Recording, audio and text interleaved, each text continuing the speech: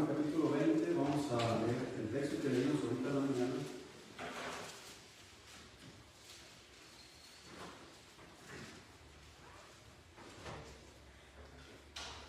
Cada semana, cada primer día de la semana, siempre recordamos la resurrección de Jesús.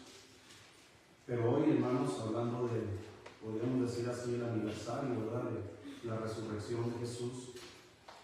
Y cada año todas las iglesias en todo el mundo celebramos esto, ¿verdad? Y hermanos, si Jesús no hubiera resucitado, no estaríamos aquí, no estaríamos haciendo esto.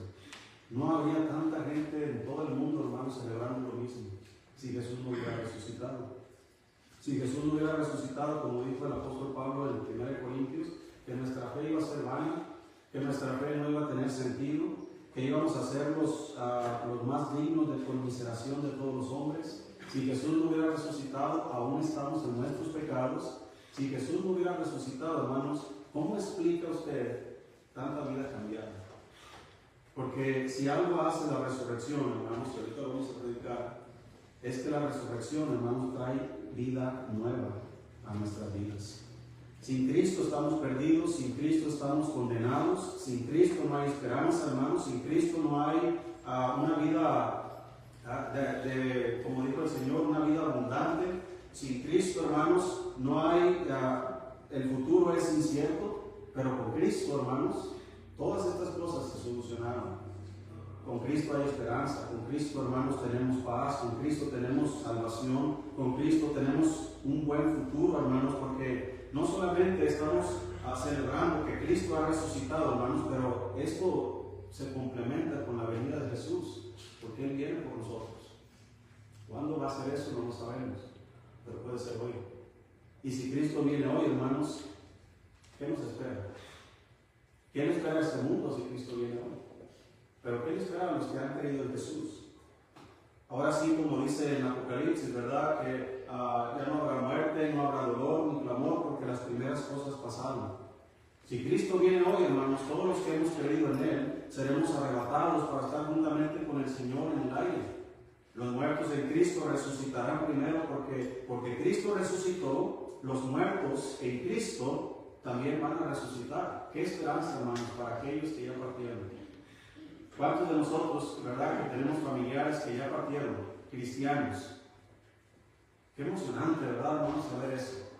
Que Cristo va a venir y los muertos en Cristo van a resucitar. Qué privilegio para ellos. Y nosotros los que quedamos, qué bendición, porque seremos arrebatados juntamente con ellos. Pero aquellos que no han creído en Jesús y murieron, no hay esperanza para ellos. Y aquellos que todavía están vivos y no han creído en Jesús, hoy puede ser el día de su salvación. Por eso, la resurrección de Jesús, dice aquí en Juan capítulo 20, dice la Biblia, y el primer día de la semana, María Magdalena fue de mañana, siendo aún oscuro, al sepulcro, y vio quitada la piedra del sepulcro. Entonces corrió y fue a Simón Pedro y al otro discípulo, aquel a que amaba a Jesús, y les dijo: se han llevado del sepulcro al Señor y no sabemos dónde le han puesto. Y salieron Pedro y el otro discípulo y fueron al sepulcro. Corrían los dos juntos, pero el otro discípulo corrió más aprisa que Pedro y llegó primero al sepulcro. Y bajándose a mirar, vio los lienzos puestos allí, pero no entró. Luego llegó Simón Pedro tras él y entró en el sepulcro y vio los lienzos puestos allí y el sudario que había estado sobre la cabeza de Jesús, no puesto con los lienzos, sino enrollados en un lugar aparte. Entonces entró también el otro discípulo que había venido primero al sepulcro y vio y creyó, porque aún no había entendido la Escritura, que era necesario que Él resucitase de los muertos. Y volvieron los discípulos a los suyos. Vamos a orar. Padre, gracias por su palabra. Bendiga al Señor. Gracias, Señor, por haber levantado de los muertos, Señor, y darnos esperanza y darnos vida, Señor. Yo ruego por aquellos que no le conocen, que hoy pueda ser el día de su salvación. Yo ruego por aquellos, Señor, que están en otras partes del mundo, que usted envíe obreros a su mies. para que vayan y prediquen, Señor, estas buenas nuevas. Damos gracias en el nombre de Jesús. Amén. Aquí hay algo interesante, hermanos. Jesús, Él nos ha prometido en el libro de Apocalipsis que vamos a ser vestidos de ropas nuevas. Cuando Él resucita, hermanos, Él se quita los lienzos y el sudario que tenía en su cabeza, Él lo enrolla y lo pone aparte. ¿Y de dónde sacó ropa después? Pues es una ropa nueva. Porque así nosotros, cuando nosotros vayamos al cielo, hermanos, vamos a tener ropas nuevas. ¿Sí? Vamos a ser vestidos de ahora sí, hermanos, literalmente, ¿verdad? De ropas blancas, resplandecientes. Vamos a tener un hombre nuevo. Vamos a tener, hermanos, una vida nueva en el cielo. Ahora, la pregunta es, o la cuestión aquí que quiero decirles es, que se dice que los discípulos habían robado el cuerpo de Jesús. Es un dicho que hasta hoy día se dice entre los judíos. ¿Dónde cabe en la cabeza, hermanos, robarse un cuerpo muerto y quitarle las vendas y llevárselo desnudo? No es lógico eso, ¿verdad? Porque los lienzos ahí estaban. ¿Sí? Todas las vendas que se puso el Señor, que le pusieron al Señor, y le pusieron, ¿cómo se llama? Vamos a leer el versículo 11. Le habían puesto, hermanos, en el capítulo 19, versículo 38. Dice la Biblia: después de todo esto procede Arimatea, que era discípulo de Jesús, pero secretamente por miedo de los judíos, rogó a Pilato que le permitiese llevar el cuerpo de Jesús, y Pilato se lo concedió. Entonces vino y se llevó el cuerpo de Jesús. También Nicodemo, el que antes había visitado a Jesús de noche, vino trayendo compuesto de mirra y de aloes, como 100 libras. Tomaron pues el cuerpo de Jesús y lo envolvieron en lienzos con especias aromáticas, según es costumbre sepultar entre los judíos. Y en el lugar donde había sido crucificado había un huerto, y en el huerto un sepulcro nuevo, en el cual aún no había sido puesto ninguno. Allí pues, por causa de la preparación de la Pascua de los judíos, y porque aquel sepulcro estaba cerca, pusieron a Jesús. Es curioso, hermanos, y aquí no hay casualidades, pero cuando Jesús nació, hermanos, vinieron magos de Oriente y trajeron mirra a Jesús. Oro, incienso y mirra. La mirra, hermanos, es una, ¿cómo se llama? Especia aromática. Y ahora en la muerte de Jesús, también trajeron mirra. La mirra, hermanos, es una especia muy fina para los reyes. Y cuando los magos vinieron de Oriente, venían buscando al rey de los judíos. Y cuando el rey de los judíos murió, pusieron en la cruz una inscripción en diferentes idiomas que decía: este es Jesús, el rey de los judíos. Y trajeron mirra para él. Mirra que no era en el nacimiento, podríamos decir que María y José tomaron el oro, el incienso y la mirra para poder sostenerse económicamente, para criar al niño. Pero ahora tenemos mirra, hermanos, para simplemente como es costumbre de los judíos. Los envolvían en lienzos y ponían especias aromáticas. No era cualquier persona, ¿verdad? No era alguien que lo echaban a la fosa común. No era alguien, hermanos, que lo aventaron así a la tumba nada más porque ya era tarde y porque la ley nos iba a prohibir hacer más. No, con mucho cuidado, estos dos hombres que eran discípulos secretos de Jesús. Hermano, no debemos nosotros ser como estos discípulos.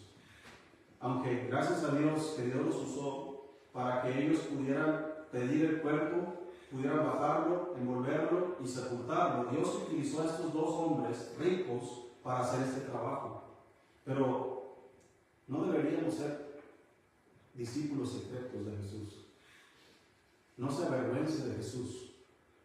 No se avergüence de ser cristiano. Es verdad que la gente no cree lo que creemos allá afuera. Muchos de ellos no creen que Jesús resucitó, hermanos, pero nosotros sí creemos que Jesús resucitó. ¿Por qué vamos a avergonzarnos de algo que estamos convencidos que sí sucedió? Yo soy cristiano donde quiera que ande. En mi casa, en la calle, en el centro, en donde quiera que usted esté, usted debe ser cristiano. No se avergüence de eso. no sea un discípulo secreto de Jesús. Pues esos hombres lo envolvieron, lo sepultaron, y después, al tercer día, y aquí quiero hacer una paréntesis, Jesús no murió el viernes, hermanos, porque según se está profetizado, así como Jonás estuvo en el vientre del pez 3 días y 3 noches, así es necesario que el Hijo del Hombre esté en el centro de la tierra, 3 días y 3 noches. El viernes, para el sábado, si contamos así, viernes, sábado y domingo, ya son 3 días, sí, pero el calendario judío está dividido así. El día comienza en la tarde. El día comienza en la tarde. Si recuerdas que que el Señor en Génesis capítulo 1 dice, y fue la tarde y la mañana un día. ¿Cuándo comienza el día para los judíos? En la tarde, a las 6 de la tarde. De las 6 de la tarde en adelante ya estamos en el siguiente día. ¿Sí? Entonces, el miércoles en la tarde fue cuando Jesús murió. Jesús murió el miércoles en la tarde. Para el jueves en la mañana tenemos un día. El jueves en la tarde, para el viernes en la tarde en la mañana, son 2 días. Y del viernes en la tarde al sábado en la tarde ya tenemos los 3 días. El domingo o el primer día de la semana comienza desde las 6 de la tarde del sábado. Entonces Jesús resucitó de esa hora en adelante. No, la Biblia no dice cuál hora. Pero muy temprano en la mañana ya venían las mujeres. Probablemente estamos hablando de las 5 de la mañana. Venían al sepulcro. Venían con especies aromáticas también. Entonces Jesús no murió el viernes, como según la tradición católica dice. Por eso le llaman Viernes Santo. Y luego sábado de gloria y domingo de resurrección. ¿Ok? Entonces, el primer día de la semana es desde el sábado de las 6 de la tarde hasta el domingo a las 6 de la tarde. Ese es 24 horas. Ese es el primer día de la semana. Entonces, nada más quería dar ese paréntesis para que no, a lo mejor hay cristianos que están confundidos sobre eso. Ahora, dice ahí Juan 20, versículo 11. Pero María estaba afuera llorando junto al sepulcro, y mientras lloraba, se inclinó para mirar dentro del sepulcro, y vio 2 ángeles con vestiduras blancas, que estaban sentados, el uno a la cabecera y el otro a los pies, donde el cuerpo de Jesús había sido puesto. Y le dijeron, mujer, ¿por qué lloras? Les dijo, porque se han llevado a mi Señor y no sé dónde le han puesto. Cuando había dicho esto, se volvió y vio a Jesús que estaba allí, mas no sabía que era Jesús. Jesús le dijo, mujer, ¿por qué lloras? ¿A quién buscas? Ella, pensando que era el hortelano, le dijo, Señor, si tú lo has llevado, dime dónde lo has puesto y yo lo llevaré. Jesús le dijo, María. Volviéndose ella le dijo, Raboni, que quiere decir maestro. Jesús le dijo, no me toques porque aún no he subido a mi Padre, mas ve a mis hermanos y diles, subo a mi Padre y a vuestro Padre, a mi Dios y a vuestro Dios. Fue entonces María Magdalena para dar a los discípulos las nuevas de que había visto a Jesús, al Señor, y que Él le había dicho estas cosas. Esta mujer, hermanos, está triste, llorando. Número 1, porque Jesús había muerto hacía 3 días. Y ahora el cuerpo no está. Y yo creo, hermanos, y yo pienso en la gente que ha perdido o que han secuestrado un hijo y que no encuentran, tienen años, las madres buscadoras tienen años y años buscando a sus hijos, con esperanza de encontrar al menos los huesos y poder saber, ahí está mi hijo enterrado. Poder darle una sepultura digna, ¿verdad? Y llevarlo a un lugar donde los huesos de mi hijo puedan estar ahí resguardados. Imagínense ese sentir de María Magdalena. No está el cuerpo de Jesús, ¿dónde le pusieron? Hay muchas teorías y hay muchas mentiras que se han dicho acerca de la resurrección. Uno de ellos está documentado en la Biblia, donde se dice ahí en Mateo que los discípulos robaron el cuerpo. Vamos a buscarlo.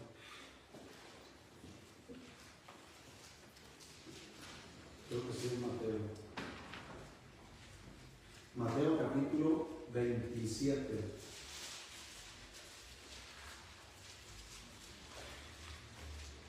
Algunos dicen que Jesús no murió, que Él se desmayó solamente, que estaba inconsciente y que lo sepultaron.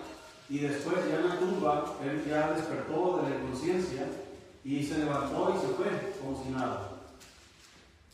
Otros dicen que Jesús solamente murió, ¿verdad? Y que cuando Él se apareció a los discípulos, solamente era su espíritu. Era como solamente un fantasma que se aparecía. Pero lo que más se dice entre los judíos es esto. Dice versículo 62. Mateo 27, 62.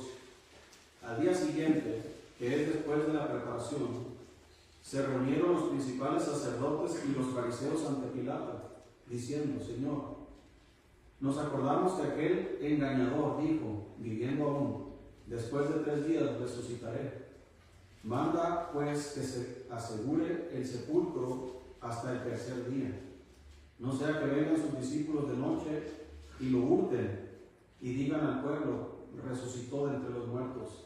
Y será el postrer error peor que el primero. Y Pilato les dijo: ahí tenéis una guardia, id aseguradlo como sabéis.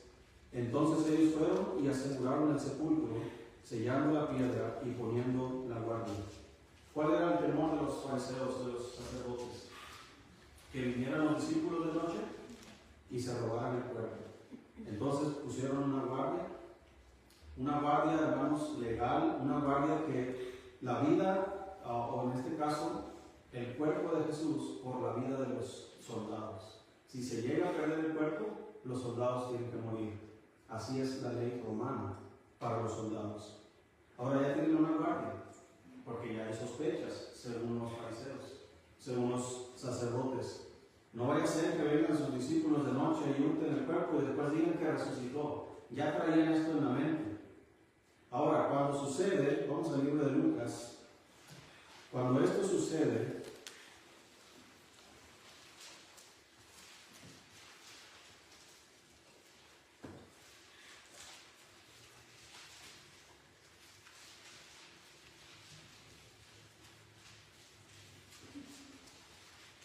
no, es Marcos, perdón.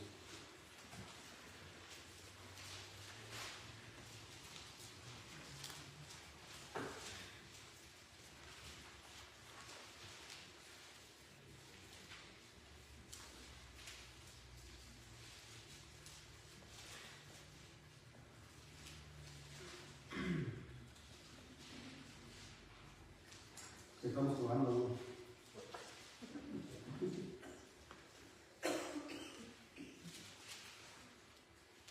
Eso me perdió la referencia.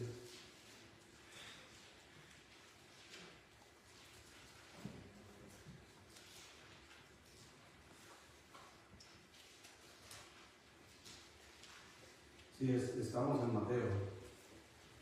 Nomás quiero hacerlo para que se despierte y busque la Biblia. Sí, ahí estábamos en Mateo 28.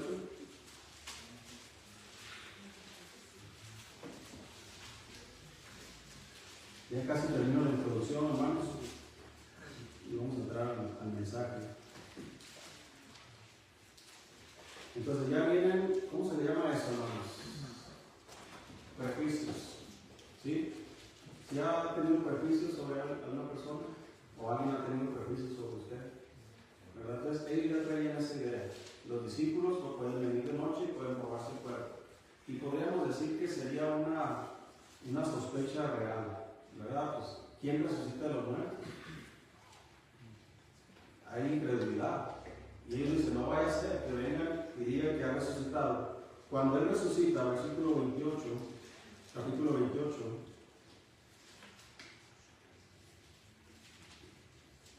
¿sí estamos ahí?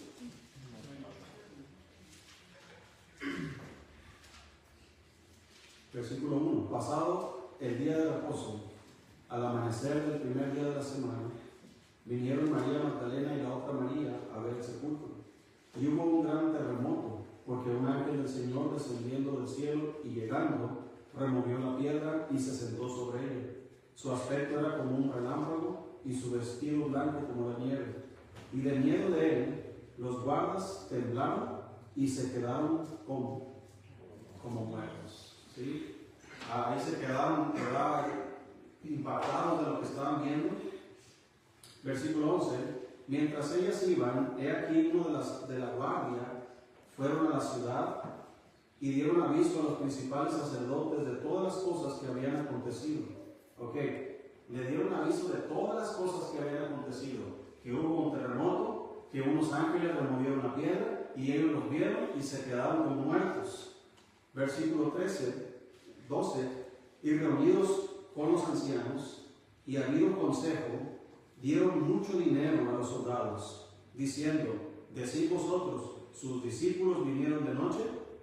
Ya ves que sí traían una idea, y lo votaron, estando nosotros dormidos. Y si esto lo oyere el gobernador, nosotros le persuadiremos y os pondremos a salvo. Y ellos, tomando el dinero, hicieron como se les había instruido. Este dicho se ha divulgado entre los judíos hasta el día de hoy.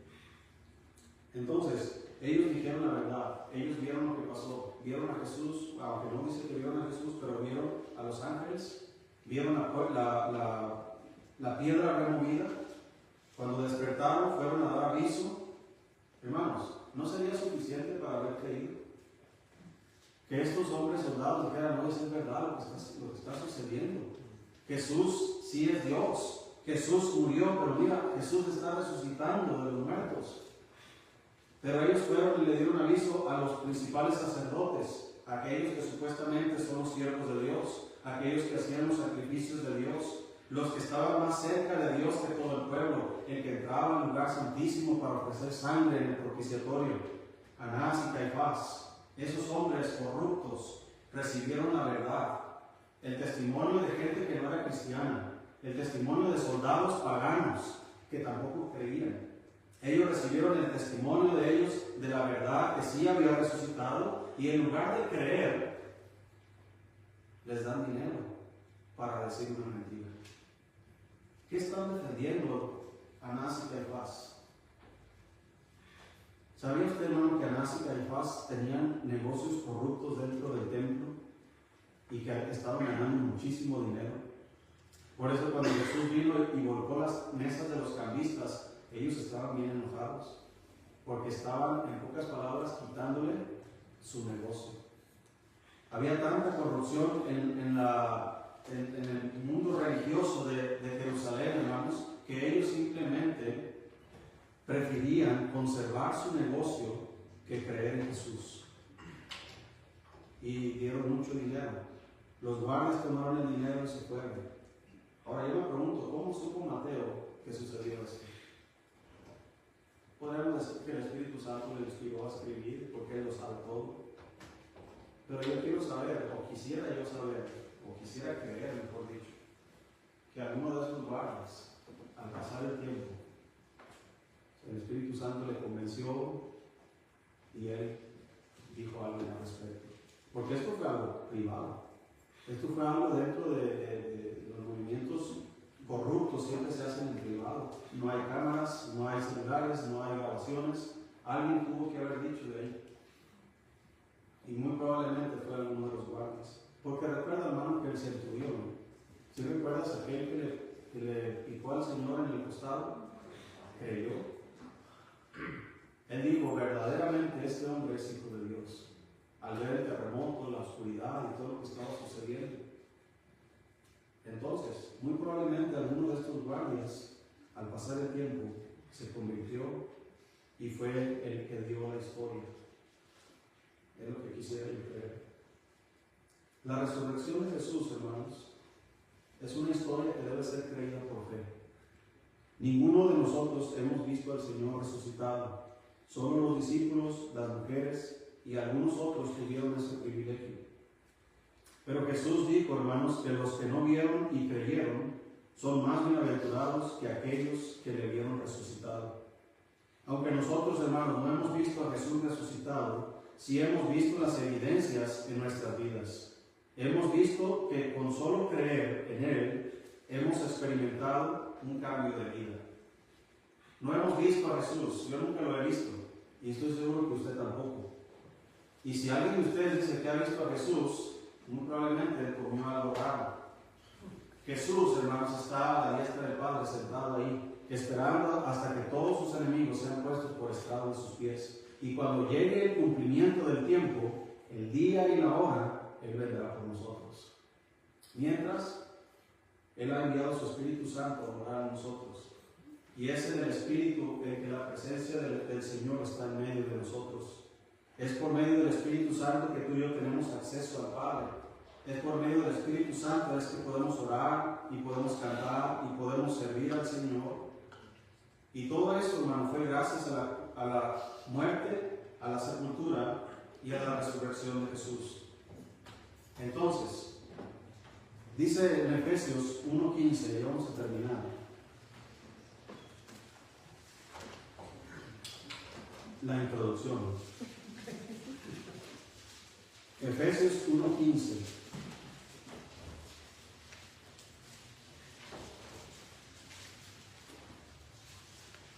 Está ahí. Dice el apóstol Pablo: por esta causa también yo, habiendo oído de vuestra fe en el Señor Jesús y de vuestro amor para con todos los santos, no ceso de dar gracias por vosotros, haciendo memoria de vosotros en mis oraciones, para que el Dios de nuestro Señor Jesucristo, el Padre de gloria, os dé espíritu de sabiduría y de revelación en el conocimiento de Él, alumbrando los ojos de vuestro entendimiento, para que sepáis cuál es la esperanza a que Él os ha llamado, y cuáles las riquezas de la gloria de su herencia en los santos, y cuál la supereminente grandeza de su poder para con nosotros los que creemos, según la operación del poder de su fuerza, la cual operó en Cristo, resucitándole de los muertos y sentándole a su diestra en los lugares celestiales. Hermanos, el poder, hay un poder que resucitó a Jesús. Ese es, como dijo aquí, la supereminente grandeza de su poder para con nosotros los que creemos. El poder que Dios usó para resucitar a Jesús es el mismo poder que Dios usa para cambiar nuestras vidas. Es el poder de Dios por el cual tú y yo estamos de pie. Es por el poder de la resurrección por el cual tú y yo, hermanos, podemos tener victoria sobre el pecado. Así nos dice la Biblia en Romanos capítulo 6. Búsquelo, por favor. Un poder, hermanos, que actúa para vencer el pecado. Hay cristianos que batallan con el pecado y no saben que hay poder disponible para ellos para poder vencer al pecado. Antes de ser cristianos no teníamos, hermanos, ningún poder. No podíamos vencer la tentación, no podíamos vencer el pecado. Éramos esclavos del pecado. Antes de la crucifixión, antes de la resurrección, antes de creer en Cristo, antes de que nosotros conociéramos el Evangelio, simplemente éramos pecadores, sin esperanza, sin Dios en el mundo, ajenos de la familia de Dios, ajenos de las promesas de Dios. Éramos simplemente impíos caminando en un mundo perdido, sin esperanza. No podíamos, aunque quisiéramos, cambiar. No podíamos alejarnos del mal, no podíamos dejar los vicios, no podíamos dejar absolutamente nada, porque no había ningún poder que nos ayudara, hasta que conocimos a Jesús, hasta que creímos que Él es el Señor y que Dios lo resucitó de los muertos. Es ahí cuando Él envió a su Espíritu Santo, fuimos sellados con el Espíritu Santo y nos ha dado una nueva identidad. Ahora somos parte de la familia de Dios, ahora somos hijos de Dios. Y si antes, cuando éramos enemigos de Dios, Él murió por nosotros, ahora que somos sus hijos, hermanos, ahora hay un poder disponible para nosotros para vencer el pecado. Créanme que hay cristianos, hermanos, que viven un cristianismo, ¿cómo lo puedo describir? Decepcionante. Se sienten decepcionados ellos mismos de sí mismos. Se sienten culpables. Es que no puedo, lo intento y no puedo. El problema es que estás confiando en tus propias fuerzas, porque nadie va a ser fuerte por sus propias fuerzas. Pero el poder de la resurrección, hermanos, Es un poder que nos ayuda a tener victoria sobre el pecado. Hay cristianos que piensan, no, esto yo nunca lo voy a superar porque es algo que es de mi vieja naturaleza. Sí, pero también tenemos una nueva naturaleza. Muchas veces nos excusamos de nuestros pecados apelando a nuestra vieja naturaleza. Es que así soy, es que así nací, es que así me criaron mis padres, es que siempre he batallado, es que antes de ser cristiano, esta es mi vieja naturaleza. Ahora que soy cristiano, hay que luchar con mi vieja naturaleza. Y es verdad, pero se te olvida que ahora tienes una nueva naturaleza. Antes era la única naturaleza que teníamos, éramos impíos, pecadores, condenados para siempre. Y es imposible cambiar así. Ahora que somos cristianos tenemos una nueva identidad. Ahora somos hijos de Dios. Ahora el Espíritu Santo mora en nosotros, hermanos. Y si hemos de cambiar, va a ser por la obra del Espíritu Santo. Si hemos de ser transformados en nuestro carácter, va a ser por la obra del Espíritu Santo. Es este poder con el cual es posible. Dice ahí en Romanos 6, ¿sí está ahí? Versículo 1 dice: ¿qué pues diremos? ¿Perseveraremos en el pecado para que la gracia abunde? En ninguna manera. Porque los que hemos muerto al pecado, ¿cómo viviremos aún en él? ¿O no sabéis que todos los que hemos sido bautizados en Cristo Jesús, hemos sido bautizados en su muerte? Porque somos sepultados juntamente con él para muerte por el bautismo, a fin de que como Cristo resucitó de los muertos por la gloria del Padre, así también nosotros andemos en ¿qué? En vida nueva. Porque si fuimos plantados juntamente con él en la semejanza de su muerte, así también lo seremos en la de su resurrección. Sabiendo esto, que nuestro viejo hombre fue crucificado juntamente con él, para que el cuerpo del pecado sea destruido, a fin de que no sirvamos más al pecado. Porque el que ha muerto ha sido justificado del pecado. Y si morimos con Cristo, creemos que también viviremos con él. Sabiendo que Cristo, habiendo resucitado de los muertos, ya no muere, la muerte no se enseñorea más de él. Porque en cuanto murió, al pecado murió una vez por todas, mas en cuanto vive, para Dios vive. Así también vosotros, consideraos muertos al pecado, pero vivos para Dios en Cristo Jesús, Señor nuestro. No reine pues el pecado en vuestro cuerpo mortal, de modo que lo obedezcáis en sus concupiscencias, ni tampoco presentéis vuestros miembros al pecado como instrumentos de iniquidad, sino presentaos vosotros mismos a Dios como vivos entre los muertos, y vuestros miembros a Dios como instrumentos de justicia, porque el pecado no se enseñoreará de vosotros, pues no estáis bajo la ley, sino bajo la gracia. Y hasta que entendamos esto, hermano, vamos a poder considerarnos muertos al pecado. Cuando alguien se considera a sí mismo muerto al pecado, es un acto voluntario y consciente. Todos batallamos con el pecado. Todos hemos pecado alguna vez después de ser cristianos. Todos hemos fallado de alguna manera en conducta, en palabra, mal pensamiento. Algo hemos hecho que hemos defraudado a Dios y que hemos pecado. La diferencia es, hermano, es que antes de ser cristianos no nos importaba si ofendíamos o no ofendíamos. No nos importaba si pensábamos bien o mal. No nos importaba absolutamente nada. Ahora que somos cristianos y hay pecado en nuestras vidas, el Espíritu Santo inmediatamente, hermano, nos redarguye. Inmediatamente nos incomoda. ¿Cuál es el propósito de esa incomodidad? Para que te arrepientas. No es de que te sientes en el pecado cómodamente y te relajes y pienses, qué relajado estoy aquí en la vida. No, el Señor te va a poner espinas ahí en la silla del pecado para que te sientes ahí e inmediatamente te levantes y sepas que no es tu lugar. No fue tu voluntad, no fue tu poder, no fue tu iniciativa, es el Espíritu Santo. Desde que pecamos nos está redarguyendo diciendo, ese no es tu lugar. ¿Y cómo me puedo levantar de ahí?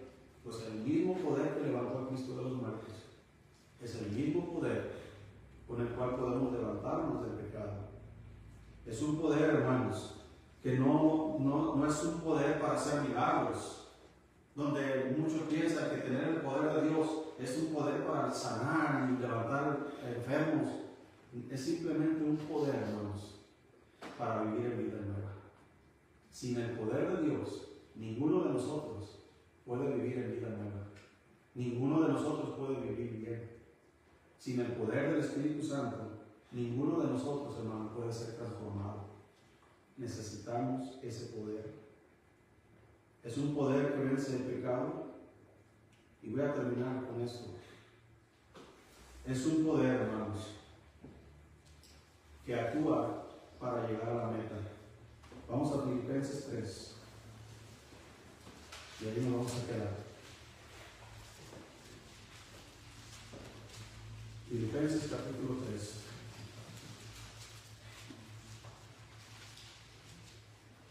Yo no sé el día de mi muerte, si es que voy a morir, pero me gustaría llegar hasta ese día fiel al Señor.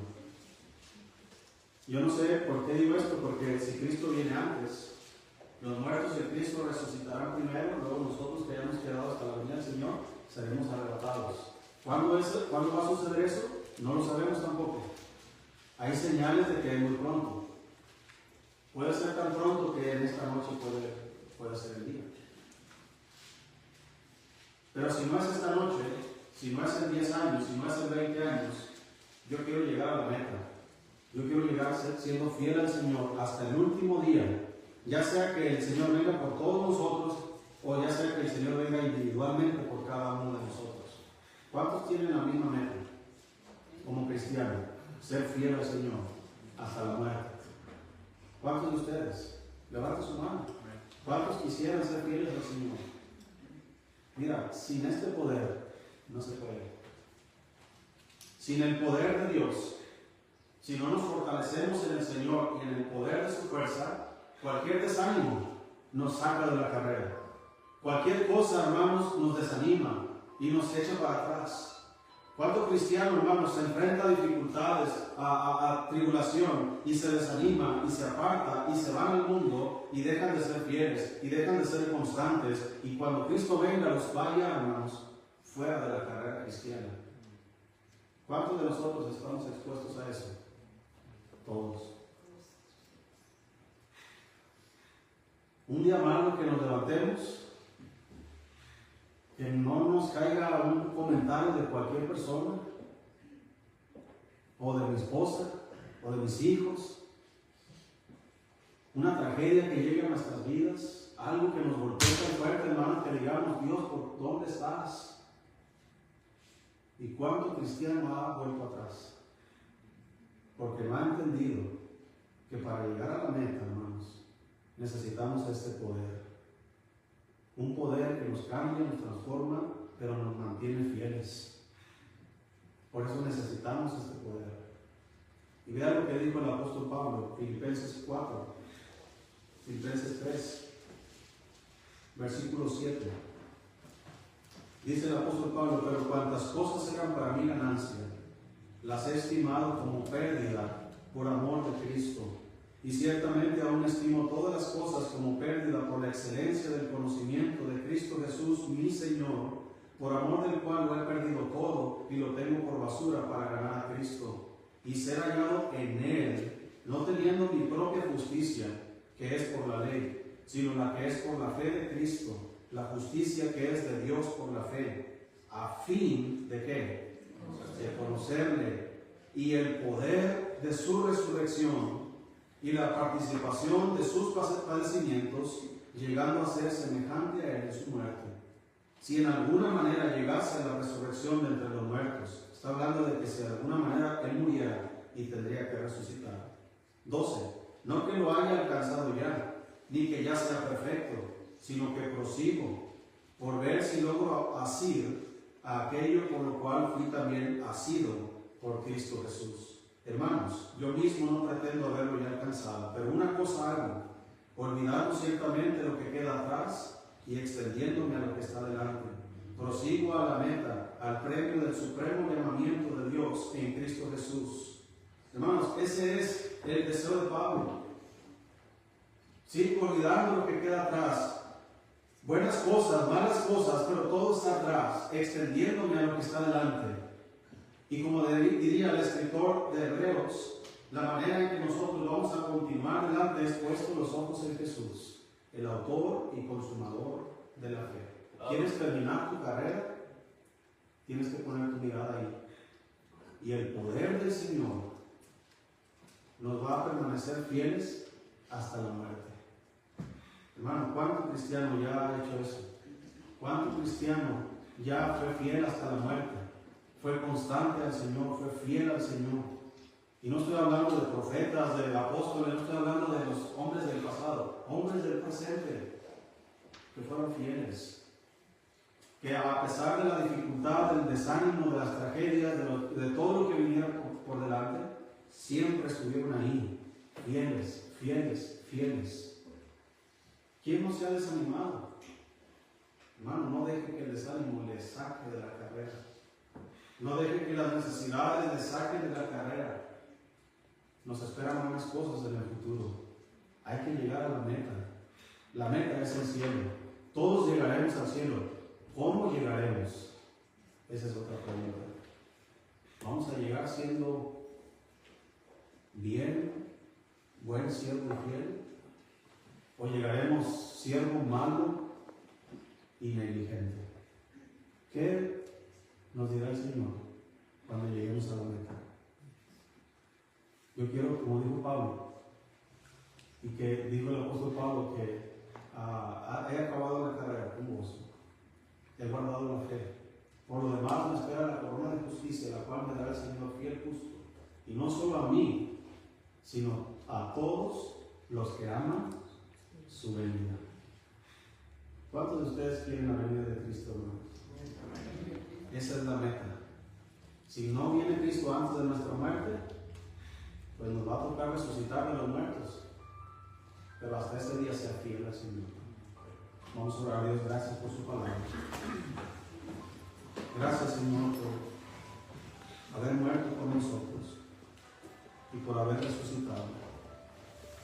Sabíamos que todo el infierno, Señor, estaba contra ustedes en ese día, tratando de bajarnos de la cruz, pero también estaba tratando de que no saliera de la tumba. Pero usted ha vencido a la muerte, ha vencido al infierno, ha vencido al enemigo. Y Dios le ha puesto sobre todo nombre, en lo más alto, para que en el nombre de Jesucristo se doble toda rodilla. Le alabamos y le glorificamos, Señor. Así como estamos todos orando, hermano.